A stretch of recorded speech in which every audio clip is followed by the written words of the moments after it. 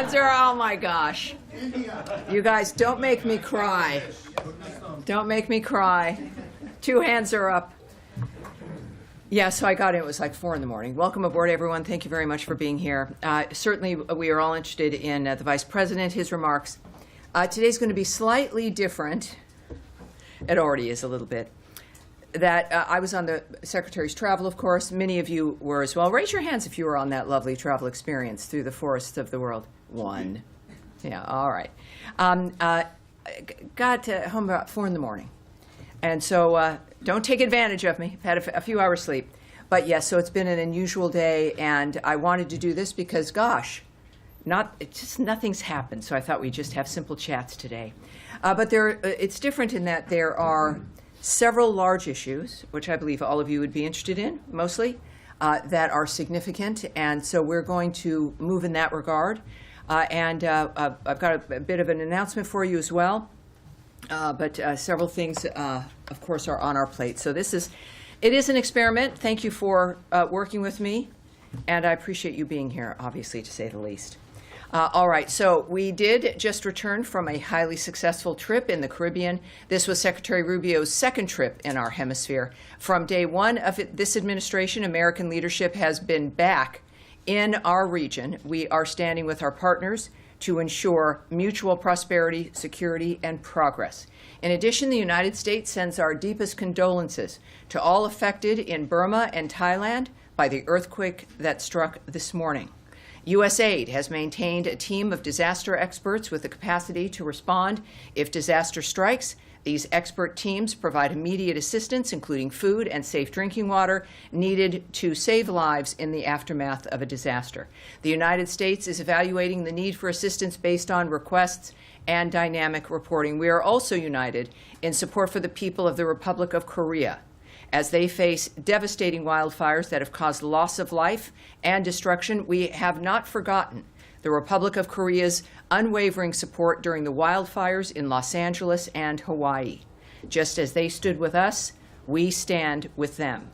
As the Office of the Secretary also announced today, the Department of State and the U.S. Agency for International Development, USAID, have notified Congress on their intent to undertake a reorganization that would involve realigning certain USAID functions to the department by July 1st, 2025, and discontinuing the remaining USAID functions that do not align with administration priorities, I should say.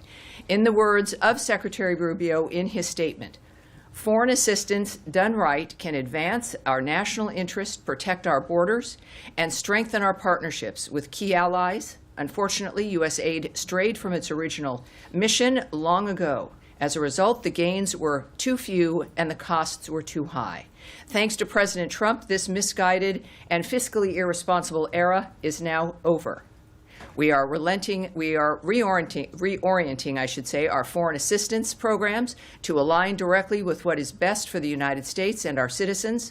We are continuing essential life-saving programs and making strategic investments that strengthen our partners and our own country. This is yet another promise made and delivered to the American people. Finally, the United States announced important steps to disrupt the complex schemes Hezbollah uses to conceal its illicit behavior and acquire revenue to fund its malign activities. Today, we sanctioned 5 individuals and 3 entities for ties to the U.S. designated Hezbollah. The United States is taking decisive action against anyone involved in facilitating Iran's oil sales at any stage of the supply chain. Today's designation supports the President's policy of maximum pressure on Iran and its terrorist proxies. And now, I'm open for questions. Now there are all the hands. Dare I say, Matt Lee, who doesn't even, he's kind of got a pen, he's kind of raising it. But yes, go ahead, sir. Thank you. My pleasure. Thank you. And, you know, I got you. I don't know how you got back at 4 o'clock. I got back at 3:30. Well, there you I got home. We will not discuss transportation and domiciles. I guess go ahead, sir. I guess the traffic was worse for you than it was for me. Anyway, I have 2. They'll be both very brief. One, I think you can answer quite quickly because the Secretary addressed it on the plane. last night on the way from Suriname to Florida, and that is about the Yale project on the Ukrainian children taken to Russia. What exactly has been restored, even if just temporarily? Can you give us a Sure. dollar amount? And then I just got one more also. Yes, and I'll repeat what the president said. There should be a transcript up of with these gaggles that happened in the back of the plane with our bullpen. And he was asked about, there was a very misleading tweet, I think, from a reporter saying that funding had been reversed and restored. The secretary noted, no, it hasn't been. But I can tell you exactly what has occurred, and something, in fact, has. So, first of all, a couple of things here. And we've already talked about, of course, the data. That was a main concern. We know that the data was protected and available. But for those who are thinking that there was a reversal of the decision to terminate support for the Conflict Observatory, funding is being provided for a short period while the Conflict Observatory implementers ensure the proper transfer of the critical data on the Ukrainian children to the appropriate authorities. It is part of the standard closeout procedures for terminated programs. So this is not a reversal of funding. It's not a restoration. It is part of the closeout dynamic that we've realized in the process of closing it out about what needs to happen to finish that process. Also, as we learned about more specific requirements of the closeout, we provided then updated guidance to the implementer. So this is what has occurred. As part of the foreign assistance review directed by the Secretary consistent with the Executive Order 14169, the award supporting the Ukraine Conflict Observatory was paused effective January 25th. Following a review, the U.S. Department of State terminated the award on February 26th.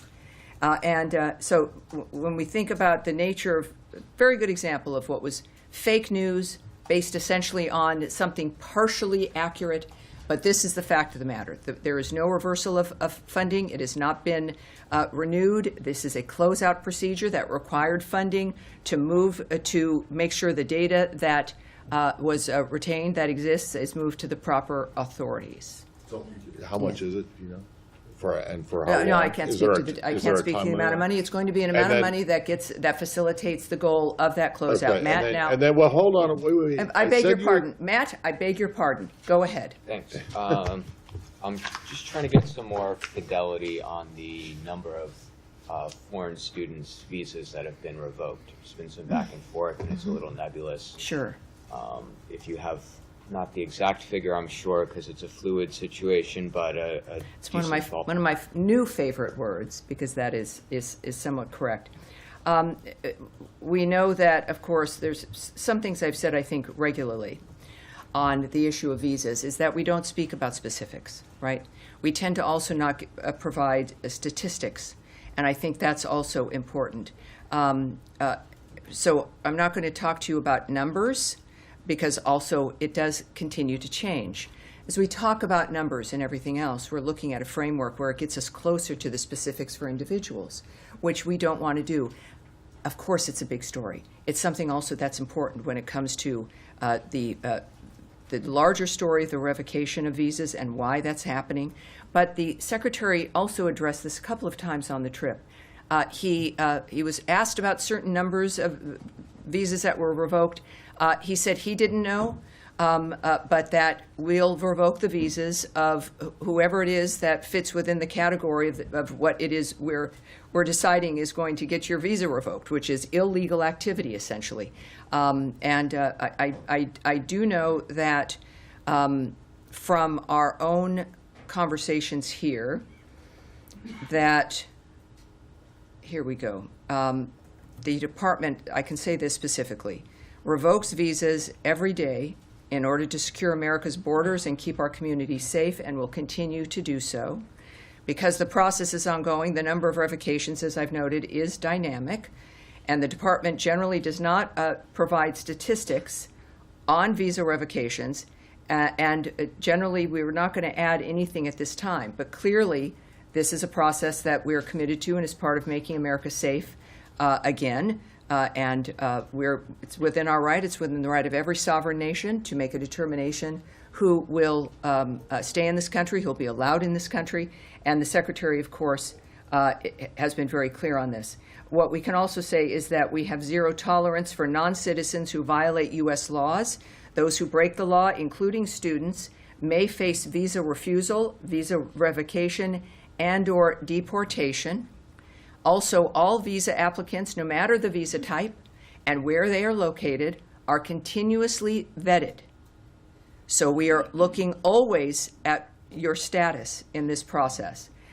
We also are looking at the security vetting. It runs from the time of each application through adjudication of the visa and afterwards during the validity period of every visa issued to ensure that the individual remains eligible to travel to and be in the United States. The Department of State will work closely, continues to work closely with the Department of Homeland Security, which enters into this process to administer and enforce U.S. visas and immigration laws. A lot of this may have been unknown to people who have visas because we haven't had to discuss it before, but I think that should answer your question. Yes, ma'am. Thank you very much. I want to follow up on the same topic. I want to go back to the detention of Turkish student. All right, so what Rümeysa we're Öztürk. going to do is I do want to stay within a certain block so that we don't go back and forth, because there's, again, a number of larger issues, and that includes this issue, the U.S. aid issue, the visa issues, the announcements made today. We have sanctions on Hezbollah, which are important to discuss. So, Andrea Mitchell. Yes, back to ma'am. me? Now, we'll come back to you. Okay, we'll come back to you, I absolutely. wanted to ask you about U.S. aid. Yes, for the ma'am. disaster relief and about the children. Yes, If I ma'am. can. Okay, for the disaster relief, can you tell us how, or when the disaster relief teams might be mobilized and ready, how soon that might take place? Have requests already come in, to your knowledge? And has the reorganization of U.S. aid affected our ability in these instances to assemble a team and mobilize them quickly? Well, from conversations through the last, since early this morning, what I can tell you is that we wait for formal requests, so that has not, at least maybe in the last 5 minutes, but coming up here to the podium, we are waiting any formal requests. We are ready. Obviously, we are watching what is transpiring.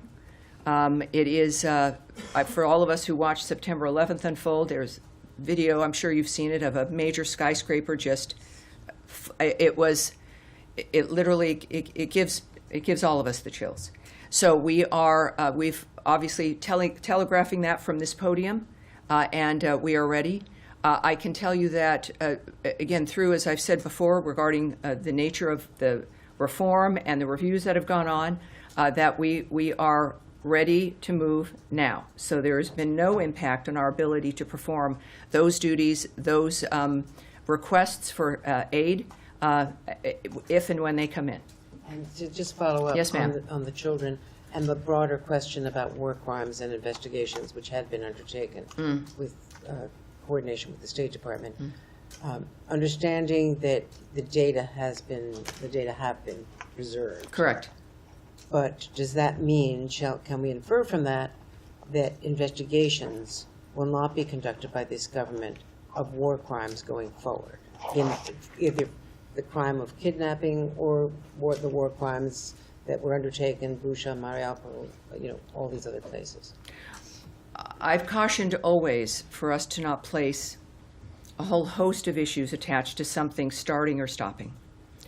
And that, our work and our commitment to the world is on display every day through certainly Secretary Rubio's commitment, the nature of who he meets with, what he's done when it comes to summits, negotiations, bargaining, the issue of working for ceasefires. It has been a hallmark and remains a hallmark and will be, I have to say, a hallmark of this administration and of Secretary Rubio's tenure here. So it would be wrong to say that, in fact, that signals some kind of end to our work on these issues. In fact, manifesting through the conversation with President Trump and President Putin, it was a central part of that conversation that was discussed between those two men. And I think that shows you where it's placed now and where it will continue to be placed. But the Well, evidence here's collection. what I do know, which may speak to that a bit. is that the data is not being transferred to a storage facility. It's being transferred to the appropriate authorities. And I think that can tell us that the nature of the trajectory of this data, but also I can't speak to what then moves at that point once it's been transferred. I have a tiny feeling that with all of your investigations and questions, that we will continue to get the details of what happens next. I'm talking about the crimes that are now underway, today, tomorrow, next month. Is it anyone in this government investigating, anyone that, to your knowledge, at the State Department or connected to it, investigating crimes current and future since the data that has been collected? Well, first, I'm not going to discuss the details of what the State Department is doing when it comes to its investigations, when it comes to contemplations or negotiations or diplomatic decision-making, whether on any level with any situation, any case that's involved. But what I can point to, I think it's safe to point to, is this nation's history of being involved in making sure that the right thing gets done. There are a number of other entities of which, of course, we are involved, including the United Nations, and, of course, other Europe, or the nations of the civilized world. So I would, same with whether it's aid, this argument that we are stopping our aid and we're out of of caring about providing foreign aid. Of course, that's not true. And because one grant dynamic has stopped in this country at one university, that is not the determiner of the nature of the work of the State Department of the United States. That's unfair, frankly, and moves people into this idea that everything is contained in one moment when there are thousands of moments and work going on around the world, but certainly including the nature of what the State Department's doing under the direction of Marco Rubio, when a commitment of the State Department to solve these problems, to stop carnage, to find justice. We want to be safe, secure, and prosperous for ourselves and for our neighbors. So that would not be an accurate conclusion based on this one particular grant. Yes, ma'am. Yeah, go Thank you, ahead. Jamie. I just want to follow up on that quick response. The president said about an hour ago, we are going to be helping. We've already alerted the people. And you're saying, of course, you're waiting if and when those requests come in. So for the disaster response teams. So just wondering if you could clarify, is the State Department going to be doing anything else to help? Are there financial resources that are being devoted to these impacted countries? And then can you also just say what governments you are in contact with? Well, again, the president, as you noted, had made some comments regarding that, which is terrific. Again, another indication that while the State Department does work on all these issues in general, of course, the president's going to make decisions about where we go and who we assist. When it comes to what we are waiting for here or looking for here, it could be different than what's happening at the White House. And of course, I would refer you to the White House for further information in that regard. Very specific messaging, though, this morning from the State Department, with what I was watching internally, and to me, is that we are ready, and we stand ready, and we will be ready when the requests emerge. And that's what I know, and that's what will happen. Yeah. All right. Yes. Just staying on USAID or USAID. Sure. Today, USAID Foreign Service Officers received a reduction in force notice. This is hundreds of officers who are based abroad for USAID. Can you confirm that all Foreign Service Officers' positions will be terminated now and that they will all be coming home? And do you have, or will there be transparency on how much it's going to cost to bring home hundreds of USAID Foreign Service Officers home, including their families, those, as you know, that have been based abroad and have their whole lives integrated into different countries abroad? Some of them have been working abroad for many, many years. Yes. The Secretary has mentioned throughout this process, I've mentioned to you, that with any major change, there's going to be disruption. This particular review and project to assess the nature of waste and fraud and abuse and whether or not these programs and the grants align with America's priorities has been public news, worldwide news. We've discussed it openly. We've seen what's happened. And so it's something that I think most people, we've been waiting for this conclusion. It has arrived. I can't speak to the number of people who will not be a Foreign Service officer at this point. I can't say if it's going to be every single one. There'll be a point where I don't have to speak about fluid situations and things that are changing and moving every day. But of course, this is it's a restructuring essentially. And there's going to be, from one statement made, that there'll be from USAID, and a statement about the last mission, if you will, is that like any restructuring, there will inevitably be disruptions. From Secretary Rubio down, we are committed to ensuring that USAID personnel remain safe and that the agency's ongoing life-saving aid programs remain both intact and operational. And it's something that we're committed to. There are periods of time for blocks of individuals to come home and to be separated.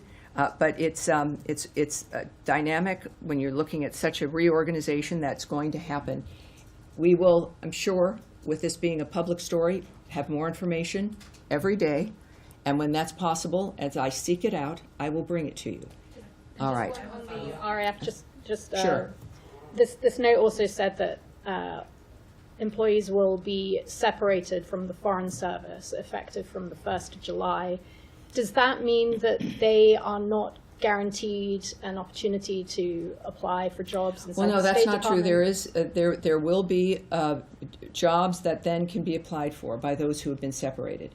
I can't tell you how many of those will exist, or even the structure of what that is, but there's been a very specific note that for the jobs that then are open, these individuals, or at least some of them, will be able to apply. So that will be part of it as well.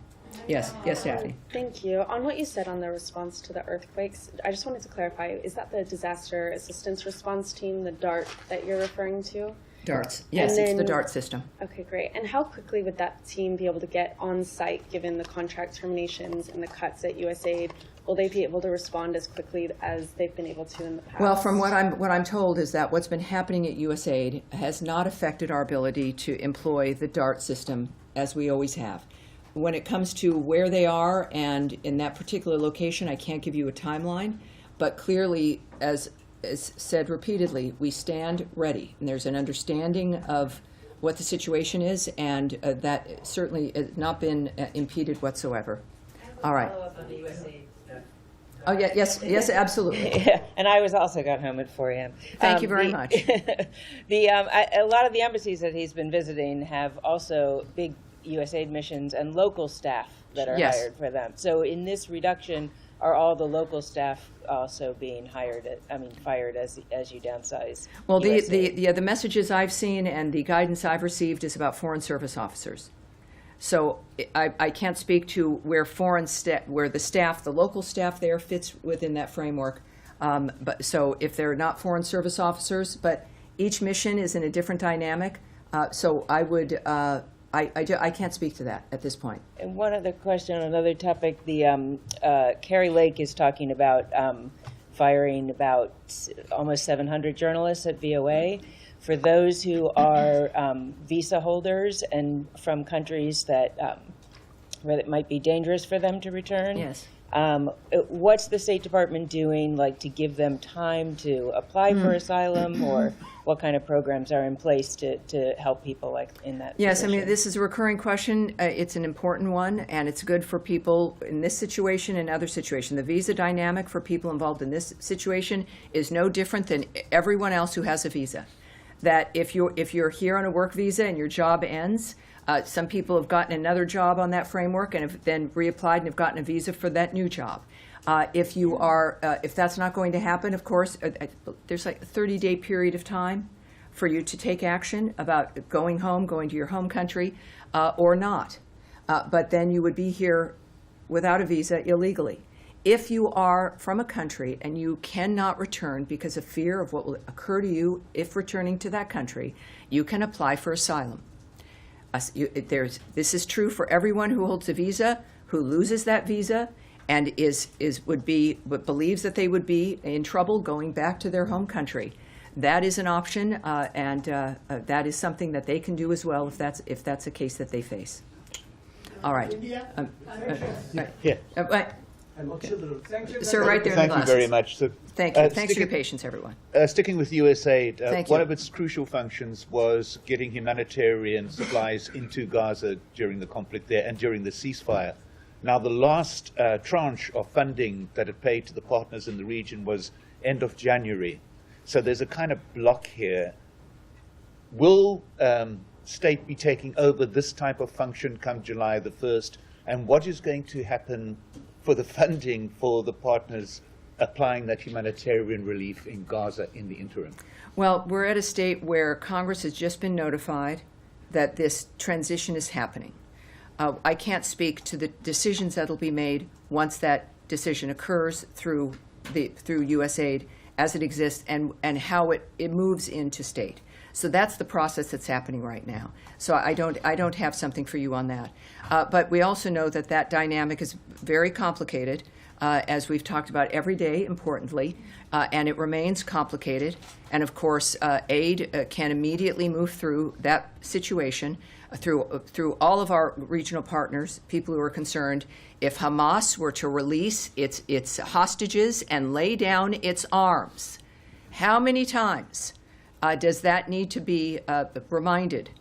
Because that's the solution. And when that does occur, as we saw with the first element of the ceasefire, is that the region cares about this, the nations in the region, the world cares, the United States of America cares, to where its leadership is involved in this as a main North Star of what needs to be solved. All right, yes, ma'am, in the blue, in the blue. Thank you very much. Can I follow up on No, Mike? we're moving on. We'll see what we can do here. Thank you. Going back to the detention of Turkish student Rümeysa Öztürk, because I want to get a clear understanding of why she was detained and on what grounds her visa was revoked. So Rümeysa's lawyer, family, and friends deny the claims made by the administration that she violated the U.S. law. Her lawyer states that Rümeysa has not been accused of committing any crime, and they say she was detained solely for writing an article criticizing Israel. What is your response to that? Was she detained just because she wrote an article expressing her views? I will not, as many of you already know, I will not speak about something that's in the courts, that's being adjudicated, so that's not going to happen here. I can point to Secretary Rubio's remarks about this on the plane to the reporters as we were returning home last night, is that the DHS, which manages this framework, clearly felt that she had committed crimes that required her detention. And now that will be adjudicated in court, but it's a framework that we would not be commenting on in any regard, regardless of the situation or whom it happens to. As you've noted, it is playing out in court with representatives, and that's where it's going to be. Is there any All right. possibility that you might make this evidence about her public? I am not here to comment on what's going to happen in a courtroom or the people who are involved in that court case. It's not my position. It certainly is beyond my purview, and we're going to leave it there. Yes, sir, in the middle. Thank you, Tammy. Yesterday, Secretary Rubio spoke about his meeting with Turkish Foreign Minister and the theme of that meeting earlier this week.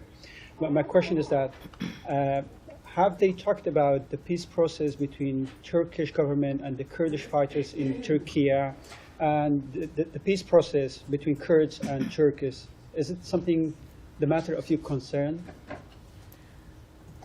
Here's what I think we know, and again, the Secretary spoke about this a little bit also on the plane. It was he enjoys speaking to the press, and that is helpful for us when it comes to transparency and the American people knowing what's going on. I, of course, and I know why you ask, and everyone wants to know, but I'm not in a position where I'm going to speak about the nature of a conversation between the Secretary of State of the United States and the Foreign Minister of Saudi Arabia or anyone else in a position in any country where there's discussions about any kind of dynamic involving governance and the choices that those governments make.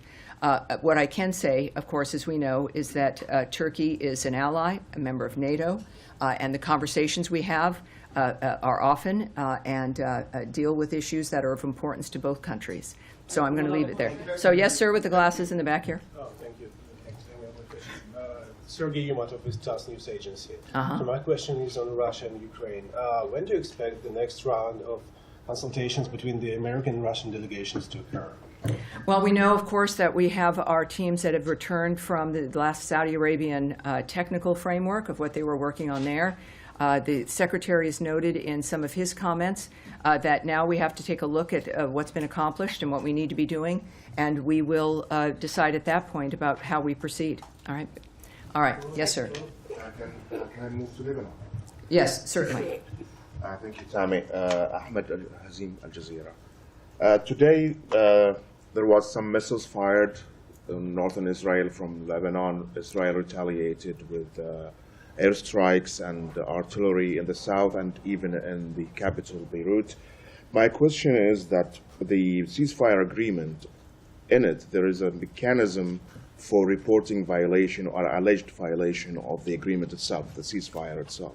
This mechanism is led by the United States, will include France, UNIFIL, and both parties have to report any violations to the cease agreement. Was this mechanism implemented in this incident? Well, I can say a few things about this, including Israel is defending its people and interests by responding to rocket attacks from terrorists in Lebanon. As part of the cessation of hostilities agreement, the government of Lebanon is responsible for disarming Hezbollah, and we expect the Lebanese armed forces to disarm these terrorists to prevent further hostilities. The reason that any attacks have happened is because terrorists launched rockets into Israel from Lebanon. That is a violation of the cessation of hostilities. It is a violation of the ceasefire when terrorist groups, when armed groups, shoot rockets into Israel. Whether it's Hezbollah or whether it's Palestinian groups like Hamas, it does not matter. Israel has to respond as the United States would have to respond, or any other country would have to respond in this kind of situation. We stand by Israel, of course, and it's a dynamic that also continues to unfold, but I think it's pretty clear that this is the responsibility of the Lebanese armed forces to disarm the terrorists who are preventing, in order for us to prevent further hostilities. Yes, Can I have a follow-up? Thank you very much. Several human rights organizations and the media reported that many civilian activities have been arrested in Iranian Kurdistan for participating in Nowruz celebrations. Have you received any reports on this matter, and how would you to describe human rights record in Iran? Yes, at this time? Yes, we are aware of those reports, that the Iranian regime has been arresting Iranian Kurds for participating in those celebrations. The regime is one of the world's worst violators of human rights, oppressing the Iranian people to maintain its grip on power and curtailing their exercise of fundamental freedoms. In Iran, the freedom of expression, peaceful assembly, and religion are completely ignored. The regime unjustly executes more people than any other country, persecutes members of religious and ethnic minority groups, and uses tactics like arbitrary arrest and torture and other violations to intimidate political opponents and squash dissent. We will continue to support and defend the human rights of the people of Iran against the regime's continued human rights abuses and authoritarian repression. All right. All right, go ahead. Thank you, Tammy. A very quick question. Axios reported yesterday that a new U.S. proposal was submitted to reignite the ceasefire talks and so on. Can you share with us anything about the status of this peace proposal that was submitted by the United States? Is it gaining traction? What is next? Yes, I can't speak to that today, on... but we are, again, next week returning we're going to have a Monday briefing, and I have a feeling you might have another question, and I will be answering your question tomorrow, but we'll do that. Can I follow up on... we're going to Daphne here, but yes, thank you. Just on the Panama Canal, today China's... The Panama Canal, all right. Sorry. Yes. No, it's all right. No, it's okay. We're here. We're good. Okay. Today, China's market regulator said it will carry out an antitrust review on the Hong Kong's CK Hutchinson's proposed sale of 2 Panama ports to BlackRock to, as Beijing said, protect fair competition and safeguard public interests. What is the U.S. response to that move by Beijing, and what's your message to Panama, which has an audit pending over the company's concessions to operate those ports? All righty, so we are aware of the comments made by China. It's also no surprise that the CCP is upset at this acquisition, which will reduce their control over the Panama Canal area. We are also glad to see U.S. investors acquire a controlling stake in the Panama Ports Company, which owns and operates the ports of Balboa and Cristobal at either end of the Panama Canal. So we would refer you to BlackRock and CK Hutchison for more information about the agreement itself. And we refer you to the government of Panama regarding its role in ensuring that the sale complies with Panamanian laws and regulations. So yes, we're aware, and it's not a surprise, certainly. All right, yes, pink jacket. Thank you. Back to Turkey. Is there a confirmed date for President Erdogan's visit to the White House in April out of Foreign Minister Fidan's meeting with Secretary Rubio on Tuesday? Not that I'm aware of, but again, the White House may have more information on that for you. They are not very responsive. In the white shirt here? You just sat down, sir. One moment, please. In the white shirt, please. Thank you very much. On Georgia. I'm sorry? On Georgia, if I may. Okay, sure. Georgia. Thank you very much. Have you had any communication with the ruling party in Georgia? And if so, could you share what type of communication exists between you now? You know that the situation in Georgia is very difficult. The Georgian people and the international community do not recognize the election results. Peaceful protesters have been arrested, as well as an independent journalist who's currently in jail. Okay. So, given these circumstances, what is your perspective on the situation in Georgia? I do want to answer that, and as a result, we're going to take that back, and we will have an answer for you. All right? All right. Yes, sir. Yeah, I can. I'm sorry to jump to another region, but I wanted to ask you It's everywhere. There's news everywhere. South Sudan. Sure. Do you have the State Department have any comment on the situation there, which is on the brink of plunging back into the civil war? The vice president was put under house arrest, and the situation is pretty dire. So I was wondering if the U.S. State Department has any comment on that. Well, of course, there's been news on this, the dire situation, I think, throughout the area. And then whether it's North Darfur, et cetera. So we are concerned about a number of issues that are unfolding. And that, too, I'm going to have to get some updated information on, because what I'm seeing here is I'd like something new, some updates there. So we'll have that. We'll bring that back for you for sure. Yes, sir. Thank you. Thank you so much, Jahan Saibali from Airway News, Pakistan. Okay. For the last few months, we have seen a rise in terrorist activities in Pakistan. Hundreds of civilians and security officials lost their lives. And Pakistan is a partner country, recently handed over the most wanted terrorists to U.S. authorities. And these all terrorist networks are based in Afghanistan, TTP, Al-Qaeda, ISIS, and Pakistan is kind of war against terrorism. So how you guys see this kind of situation, like all those terrorist networks established and working under the umbrella of Taliban? Well, it's a dynamic where we're aware of certain problems, human rights issues, et cetera. But again, we seem to be in a series here of things that I want to take back on this. So I'm going to take that back. If you don't mind, we're going to go on. Okay, and what I do want to discuss here, sir, and if someone has, I want to discuss the Hezbollah sanctions that we have going on as well. I know that many of you might be interested in that as well. But let's go on. I'm not going to start to try to direct what we're saying here. I have one more. Let's go on. Let's go on here.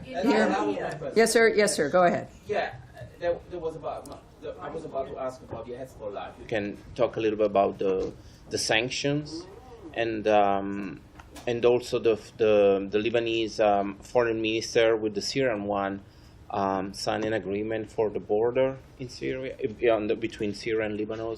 If you have also something on that. Yes, yes, we do. So first, let's start here with Hezbollah. The United States is designating 5 individuals and 3 entities pursuant to Executive Order 13224 as amended for ties to U.S. designated Hezbollah or individuals designated through this action. The action advances President Trump's maximum pressure policy on Iran and its proxies. We will continue to disrupt the complex schemes Hezbollah uses to conceal its illicit behavior and acquire revenue to fund its malign activities. And we will, the United States, will take decisive action against anyone involved in facilitating Iran's oil sales at any stage of the supply chain. We are exerting maximum pressure on Iran and its terrorist proxies under the President's maximum pressure policy to disrupt Iran's destabilizing activities. The Department of Treasury is designating, again, 5 individuals, 3 entities for supporting a sanctions evasion network affiliated with Hezbollah's finance team. This action is part of the United States' effort to deny Hezbollah access to revenue and to cut off the terrorist group's access to the international financial system. Today's designations support the whole-of-government policy of maximum pressure on Iran and its terrorist proxies, such as Hezbollah, as detailed in the National Security Presidential Memorandum 2 of February 4th. We will, the United States, use all of its tools to disrupt activities of individuals and companies supporting Hezbollah. The United States is committed to working with partners to disrupt terrorism and terrorist financing worldwide. All right. Yes, sir. And this will be it. This will be the last. So make it good. I'm going to go back to the very first question. All right, sure. Make a good circle. The issue of Ukrainian children. The president was asked about Ukraine just a couple of hours ago, and he did highlight the issue of Ukrainian children. He did. It looks like this is something he cares about.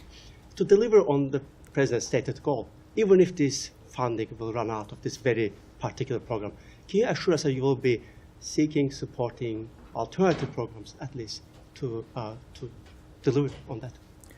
Well, I think the biggest, most amazing program can be the most powerful man in the world caring about the resolution of the issue. That is something that nothing can match. And that's what we have now. And you are correct. I think it's clear for anyone who listens to President Trump that he is a serious person, addresses issues that matter to him directly, that he knows will make an impact on the quality of people's lives. That is the Trump effect. And the fact that he is successful in the choices he makes and that he is relentless in making them work has an impact on the resolution of those issues. As far as what mechanisms he will use, I don't know. He's the President of the United States. He's the best deal maker in the world. And those children matter to him. And it matters that that issue is resolved like it does to every decent human being on this planet. President Trump represents the notion of that outrage and the desire to solve the problem in the process of getting to the end of this horrible carnage that has gone on. So yes, I can't tell you what mechanism he would choose. We do know that he's chosen a Secretary of State who feels as passionately about the resolution of these issues as he does. We are going to continue to see that unfolding, and it is, while horrible issues we're facing, it is an exciting time because we have leadership that are tired of the status quo, want results, care about people, and are going to do what it takes to get results. And that's what I have for you today. Thank you, everyone. We'll see you also on Monday. We'll see you on Monday. Thank you, everybody. I appreciate it.